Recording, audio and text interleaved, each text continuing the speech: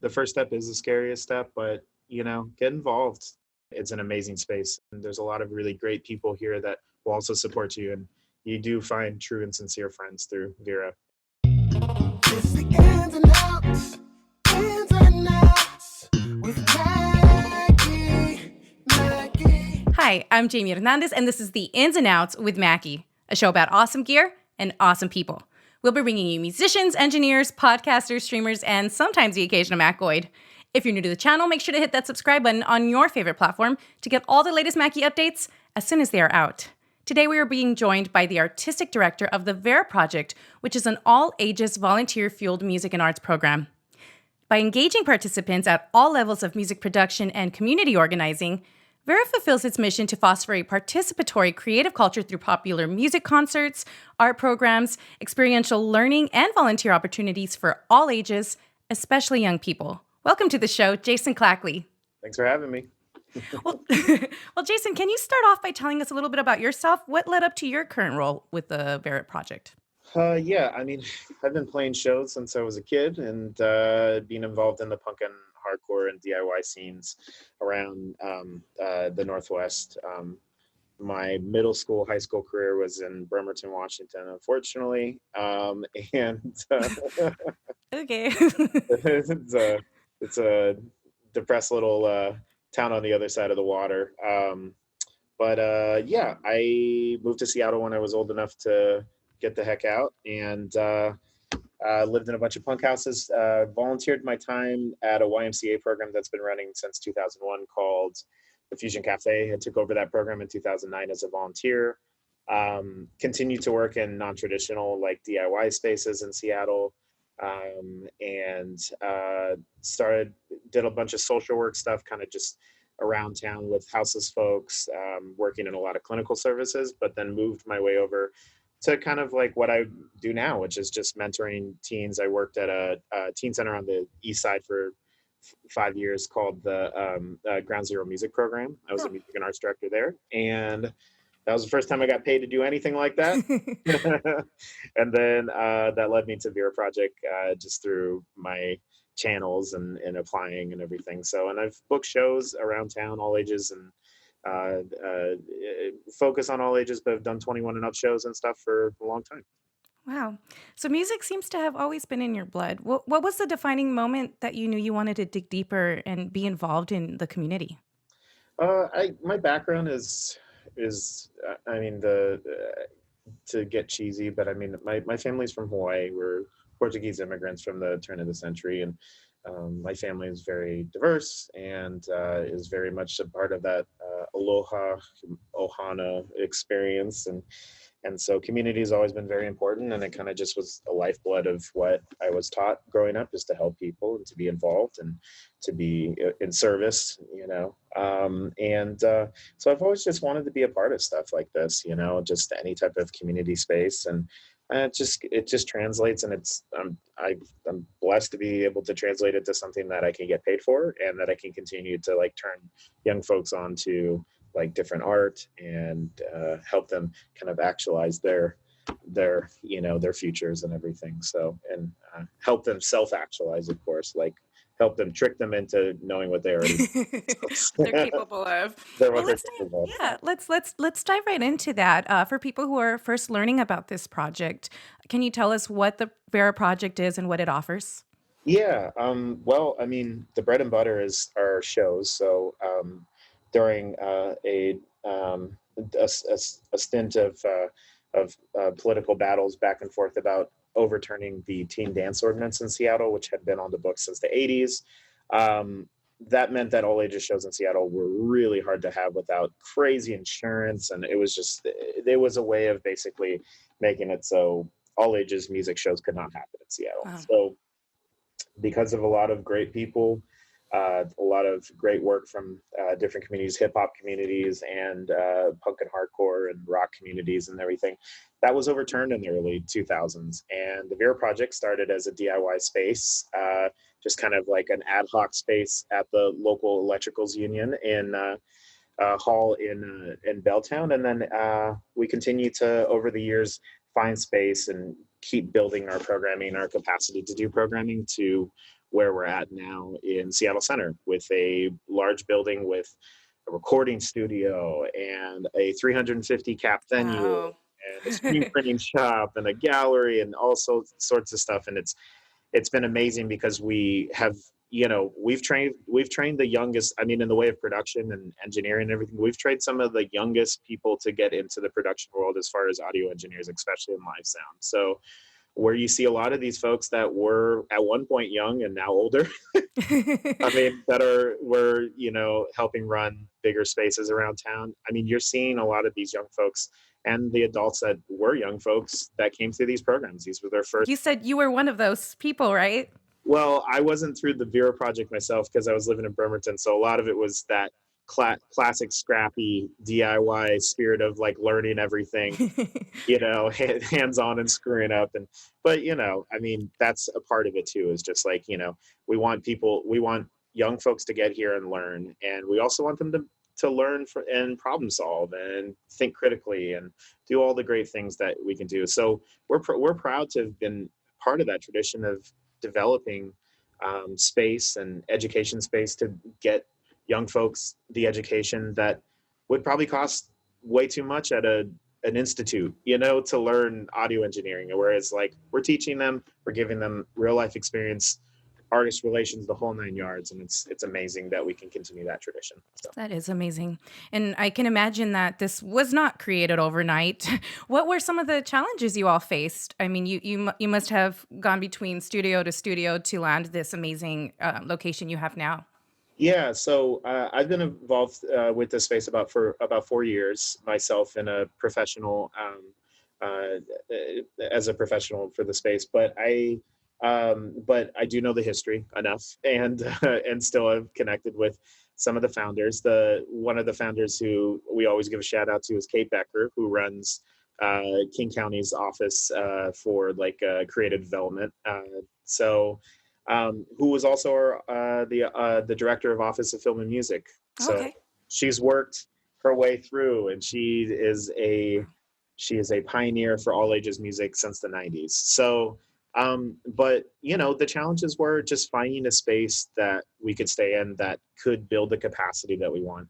The Belltown space was the second space, which actual real space that we had. It was in a building that was going to get torn down eventually. So it was one of those vibes where it was like, well, we'll be here as long as we can.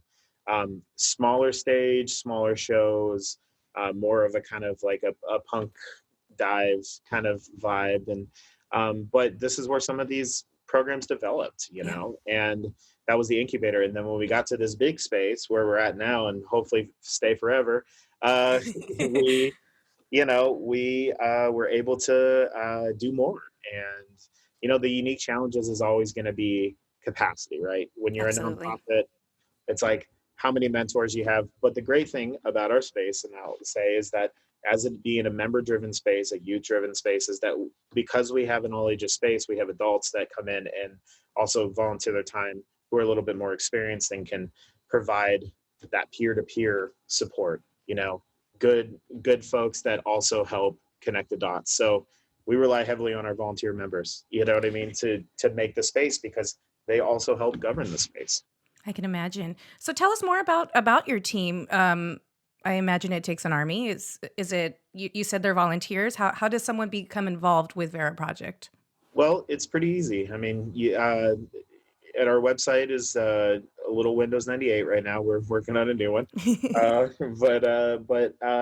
Yeah, I mean, it's just really just filling out the forms.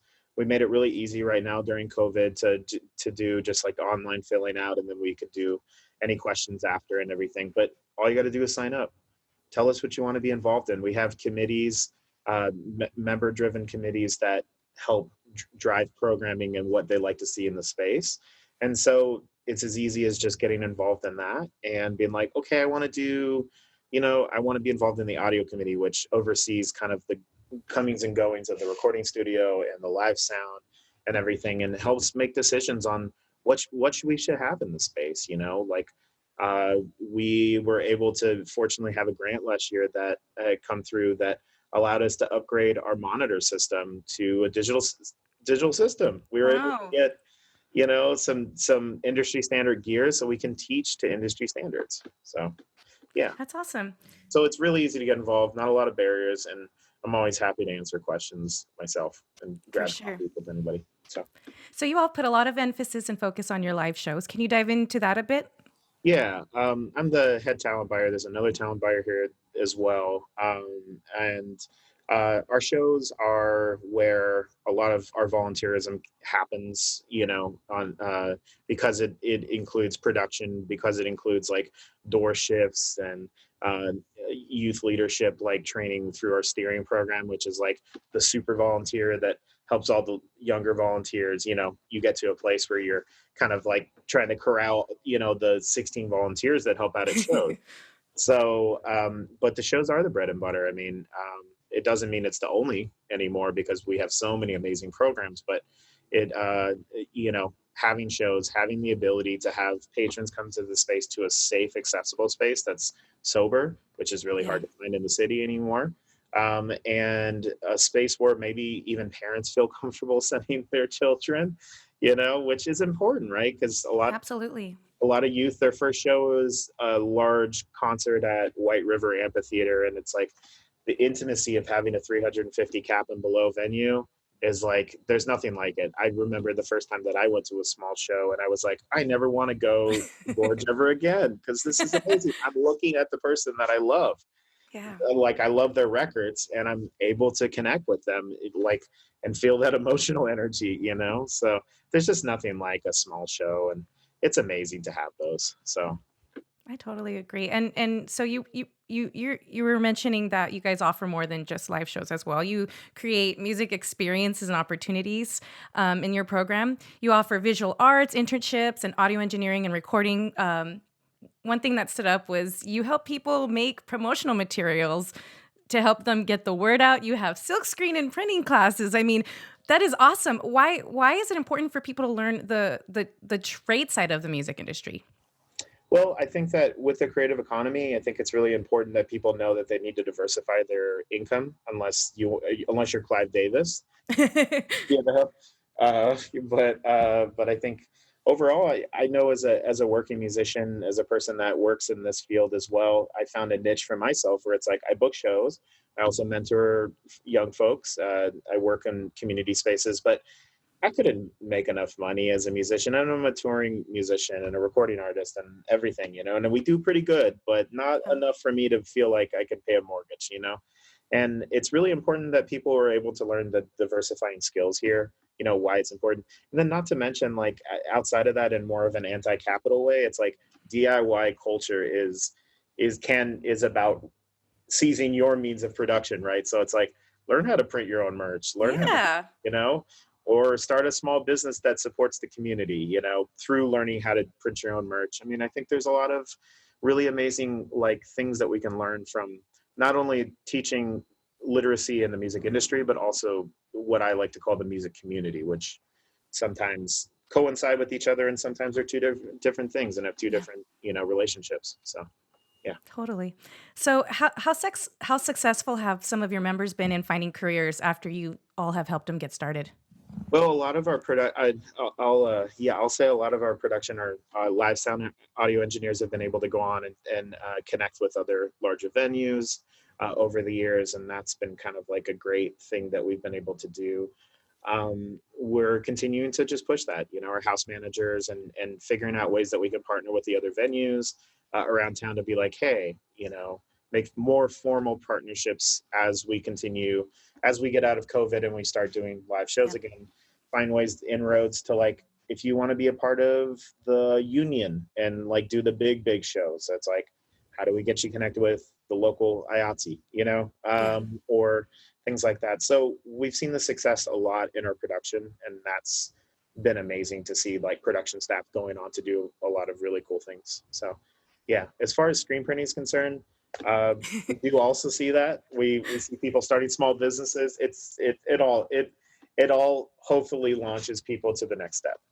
How rewarding to see people out there and just making it, Yeah. It's not easy. What are some of the difficulties you think people face to keep creative and artistic programs alive? The money. If we're talking about a nonprofit, it's always going to For be sure. money. But I mean, as far as them keeping their endeavors, I mean, the city's expensive. I mean, we talk about this a lot in our meetings about building equity, which is why we are constantly talking about digital equity, about finding ways that inroads to make sure that uh, folks can still live in the city and create and everything. And that's the big conversation, you know, through gentrification, through quote unquote progress or something we've seen people having to move out and out. So the cultural capital of a city becomes less and less as that, you know, people can't immerse themselves, you know. And so I think those are the big things is like, let's figure out ways to get folks to be able to afford to live here in the city, Yeah. you know? So, yeah. And Vera seems to be really involved in the community, and you guys are always providing resources and support. You recently participated in a DIY community relief fund where you were able to raise nearly $60,000. Can you tell us more about that? Yeah, the DIY relief fund started as kind of just like a notion that us as being kind of like in so many ways a DIY space still, we wanted to be able to serve as the nonprofit version of that to raise funds. We recognize that the DIY spaces are the first to close and also the first to open because, you know, they work in a non-traditional way. But we wanted to make sure that we could save these spaces, the spaces that are so important to us, you know, to our upbringing and to our community. You know, we know all these folks, we know what they do. They participate in community, you know, action groups and everything with us. So that, and then also obviously making sure that we're supporting a lot of the central district movements with the Black-led organizations, that smaller uh, newer Black-led organizations that we wanted to support and through our like advocacy you know, initiatives and everything too. So between DIY spaces and some of the newer Black-led organizations, uh, uh, we were hoping to, you know, make sure that everybody got a piece of the pie, you know what I mean, and could stick That's really around. awesome. Yeah. So, and there's some time honored ones there too. We just wanted to say, you know, and make sure that they were getting their love too. I'd give a big shout out to Langston, Seattle, who has done like almost $2 million worth of artist relief funds Oh, wow. for, you know, for working artists, different mediums. And gosh, we were like, can we give you some money back for that, for all the work you do? And Tim Lennon, who is the executive director, was actually our executive director when I first started here. And he soon took the job at Langston. So he's always been an inspiration to me. So, yeah.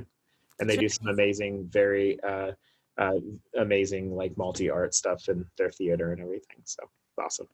That's so awesome to see you all working as a community. I mean, you're not just supporting your own venue, but you're supporting all the others out there. And like you said, you're giving them a piece of the pie, which is so selfless of you all. So thank you for doing that for artists in Seattle and for inspiring others to do the same. You also offer resource referrals. You know, we're going through a difficult time right now. Vera offers a lot of resources for people suffering through the pandemic. You want to talk a little bit about that? Sure. Yeah. I mean, in the beginning, we also were trying to offer, you know, navigation because, oh my gosh, there were so many great things that were coming from big to small. You know, even like the Live Nation crew thing was just like, oh wow, this is amazing. And I just think that people in the creative economy didn't really know how to navigate it. I Yeah. talked to a lot of my friends, musicians. They're like, I don't even know where to start with this. So it's like, hey, just fill out this form and we'll list everything we think that is most appropriate for you to sign up for, you know, to at least sign up for. So we did that. We haven't gotten as many requests as we have been, and it's been nice to see that people have actually gotten connected with unemployment and, you know, through the Heroes Act and all that good stuff. So it's nice to know that the production world is actually hopefully getting taken care of. I know some people are still navigating that. So yeah. And people can actually make donations directly on your website, correct? That's correct. Yep. Yeah, we're going to continue to take community relief fund well through the whole damn COVID stint and make sure that it makes it back out to the young folks that needed the most and spaces that needed the most. Yeah. Awesome. And Vera also has a cool merch program. You all have some pretty cool swag on your website. Yeah. Yeah. Yeah. Feel free to purchase in. It keeps us going. So I've been on checking out Vera Television, which are some weekly episodes you all stream. You want to dive a little bit on the acts that you have? How can people be a part of that? Oh yeah, totally. We started Vera TV pretty much out the gates. We're like, whoa, what are we gonna do? We're a performance-based space, you know. We did our big benefit through and started branding this as Vera TV. After that, Vera TV is just a weekly 30-minute to about an hour segments that we do on local musicians. It can be a movie, it can be any type of other art too. We'll be showing a movie by Fantasy A, a local rapper, but there is one time a month that we're having our booking committee, the Veracity Committee, curate, and we're hoping to get young folks from ages 14 to 24 to find us and send in recordings, and we'll post them. We'll give you a stage. We'll give you a platform, because that's what we still do, and we want to make sure we still do that, is giving young folks their first stage. And if that stage is literally just Zoom, that's fine. We want to make sure that they're still getting love, you know? That's awesome. Why do you think it's important to create these opportunities for our youth? It's everything. I mean, it gets stagnant and old if we're just a bunch of old folks like playing music. And you know, we need the youth, because we were youth too, and we cared less about old folks music at some point, and we wanted to do something daring and creative, you know. And I think that comes with youth. And I know as a young person, I definitely was like, I just want to screw things up. I want to make stuff that I'm proud of. And Yeah, with everything that we have new people coming into the scene, there's no gatekeepers. We gotta bring new people in, you know. I absolutely agree with that. So Vera and Mackie, we go way back. Yeah. Tell us how some ways we've crossed paths. So from my understanding, being I've only been here for 4 years, I know that we had a board member who was at Mackie, but I will say that through Mackie's generous donations at this space, we were able to get beautiful line arrays, professional line array speakers installed into our system. We also have a bunch of the 450s, the old tank 450s that you can The tank. repairs, that we use off-site, that we use for small PA workshop classes. So we teach with those speakers and teach people how to set up a PA system at home. We're like, here's how you can do it on the budge. This is how you can, yeah. We're also sending you some gear. You guys tell us what you guys needed and how it's going to help your community members. Yes. So we've been connecting with y'all about this, and we're going to get these new USB mics, the ones that y'all are just about to pop off, which is amazing, and headphones and interfaces and more mics. And what that means is we're running a cohort through Career Connected Learning with the city that is going to help kids learn how to stream. And we're connecting with our partner Nash, who is like the Seattle hub for streaming, and they're going to help them, teach them how to get on OBS and all those good things and everything, so that we can build more platforms for young folks in BIPOC communities to have a voice, you know, video, audio, the whole 9 yards. And so with this stuff that we're doing, we're going to be able to teach that. We're going to be able to do short streaming movies. And we're also going to be able to provide honorariums for stipends for the people that are going to be in the program, so we can pay them a little bit. It's not a ton because it's a nonprofit, but we're hoping to make sure that young folks are getting paid for the work that and labor that they're putting in. And Wow. and then outside of that, some of the stuff is going into a lending library that we're doing with this Equip the Kids program. The lending library means that young folks will be able to come in and be like, hey, I need this, this, and this. I'm like, great, we're lending it out for this project. Bring it back. Don't break it. So, Wow. yeah. So, and then outside of the Equip the Kids, we're still taking in donations for any type of audio video gear that we can just gift back out, laptops, whatever that might be. And we're having some good time with that too, where it's just going to be a la carte stuff that we can just totally give out, and just, whatever's in your garage, I want it. I want your old, That's I want awesome. your old Scarlett. I want your old, Yes. so That's awesome. So how else can people and music manufacturers help out? Yeah. Well, I mean, I think that it goes back to just sponsorships. And what I really appreciate about the Mackie one is that there is more emphasis on the community connection and buy-in. So I really appreciate that about Mackie being able to like be like, we'll sponsor and also whatever else you need us to do. If there are We got you. workshops that we can do and all that kind of stuff. So any audio company that wants to talk workshops, we love that. So yeah, and Absolutely. sponsorships and the whole nine yards. Anything to bridge that equity gap, you know, in the city. We still got kids in school that still don't have laptops. They still don't have internet. It's like we got to make sure kids have what they need. Exactly. It's like not having a pencil. You know, give them the tools at least so that they can just explore and not have that be their stopping point, you know, in being creative. So, well, thank you so much.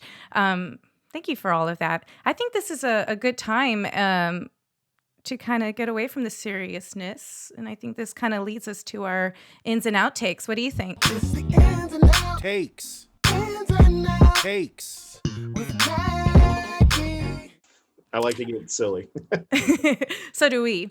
All right. Well, this one's not too silly, but I think it's a good start. Jason, where did the Vera Project get its name? The Vera Project is actually inspired by the actual Vera Groningen in Holland, which is an 120-year-old like art collective venue, the whole nine yards. Oh, wow. Gosh, I wish I could actually say what the acronym is it Dutch? I don't know. It means true and sincere friends. That's what Vera means. That's the acronym. So we continue to do the true and sincere friends thing. So. That's awesome.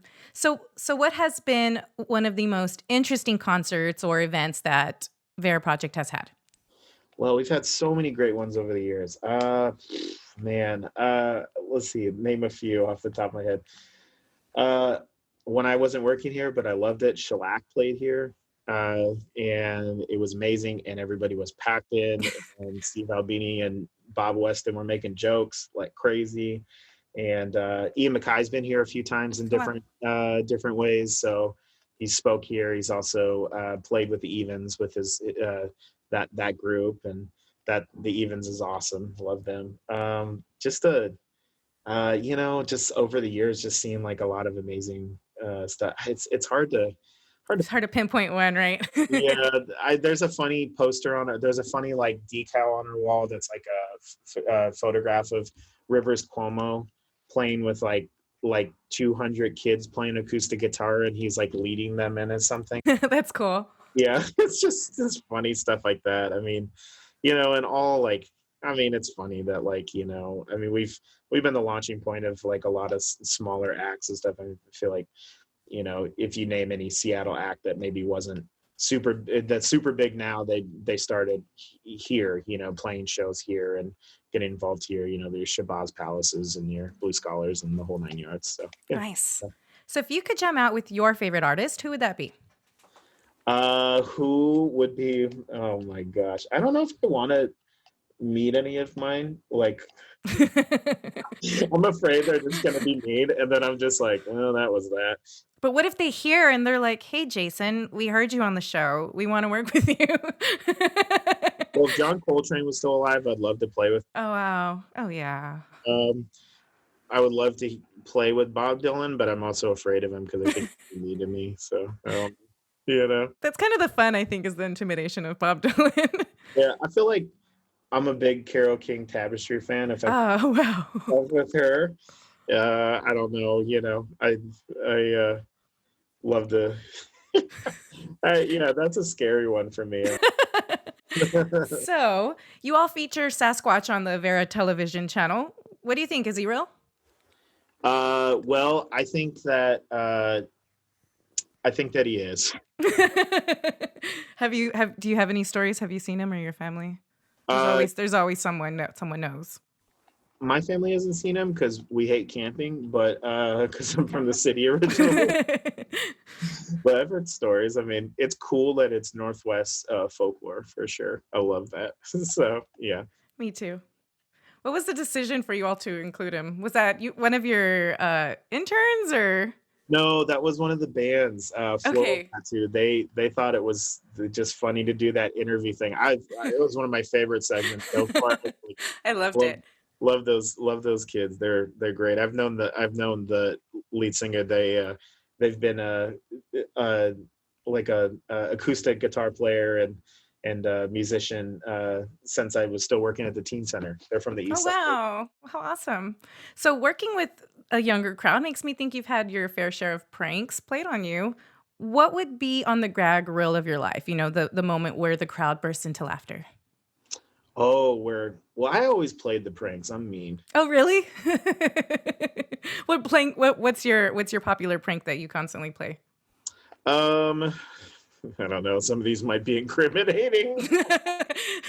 Now they're all gonna know it was Jason this whole time. Uh, when I worked at the teen center, we do these kind of like ghost hunter nights where we take the kids out on Friday night if we didn't have a show and like drive around Bellevue and like the east side and like the valley and stuff like that. And one time I had a friend of mine like at our old space. It was like a creepy old schoolhouse, and like kind of just make noises downstairs for like an hour because they're like, we're gonna play Ouija board. I was like, Oh okay. God, no. And so that I built up the suspense. They're like, what is that? What is it? And then he came out in like a full hazmat suit with the broom. One of my kids, literally, her butt. Her butt pushed her off. She didn't even use her legs. So like she flew in the air, like her butt flew in the air. Like it was like her. She was so freaked out. Yeah, and she was so terrible. I could not stop laughing for like an hour. But I'm a kidder, and I mean I think the kids I've worked with over the years know that. Like I like to have fun. You should. You can't be serious all the time, right? Life's too short. You gotta laugh it up. Totally agree with that. So, all right, Jason, this is a serious one, man. Okay. You get to make one mythical creature real. Do you pick a unicorn, a dragon, or one of your own? Dragon for sure. Those are the cool ones. Those are the cool ones. Yeah. Jason, can you do any impersonations? Oh, not very well. Those are the best. Can you do any bad impersonations? Yeah, I do a bad Van Morrison impersonation, but I don't think I can do this. You have to catch me at a different date at a bar or something after. At a later time. It's early in the day. That should not have put you. I haven't Irish up my coffee enough yet, so. All right. Do you know the Vera Project mission statement by heart? Oh, definitely. The Vera Project fuels personal and community transformation through collaborative, youth-driven engagement in music and art. Whoa! By heart. Yes. That was amazing. That was amazing. All right, Jason, last but not least, who would play you in the movie of your life? Kurt Russell. That's a good one. Oh, I love that. Which version of Kurt Russell, though? Either Snake, Blisket. The best. That's the best one. I'm just picking out all of his films that he did with what's his face, and with John Carpenter, or Big Trouble in Little China. Perfect. Just tough guys. Tough guys. Love it. Yeah. Well, awesome. Is there anything else that you wanted to share with our listeners today? Any websites, upcoming shows, events to watch out for? This is on everybody's mind, so I'm just gonna say it. Y'all need to vote this year. Everybody needs to vote. I can't stress that enough. As a nonprofit, I can't tell you who to vote for, obviously, but just vote with your heart, vote with compassion, and let's do something for democracy. Let's Right. do something nice, and make sure that all peoples have a voice at the table. So yeah, I think October 16, I want to make sure that people see that, can come out and check it out and learn a little new thing about how to run for public office or anything else that they want to know. So That's awesome. yeah, that's the big one. Any words you'd like to leave people who are listening who maybe have children that they'd like to get involved with Vera, or maybe they're afraid to take that first step? Yeah, well, the first step is the scariest step, but get involved. Come hang out with us. the way I'm talking right now is the way I talk in real life. It's, I'm happy to be there and to be in support. And there's a lot of really great people here that will also support you. And you do find true and sincere friends through Vera. And it's an amazing space. So don't miss out. We want you. So. You're definitely one of those people, Jason. So it's been an absolute pleasure learning about the Vera Project and what you all do and continue to do for others. So thank you so much. Thank you so much. Again, I'm Jamie Hernandez, and this is The Ins and Outs with Mackie, a show about awesome gear and awesome people. We'll be bringing you musicians, engineers, podcasters, streamers, and sometimes the occasional Mackoid. If you're new to the channel, make sure to hit that subscribe button on your favorite platform to get all the latest Mackie updates as soon as they are out. Until next time, Mackoids. It's the ins and outs.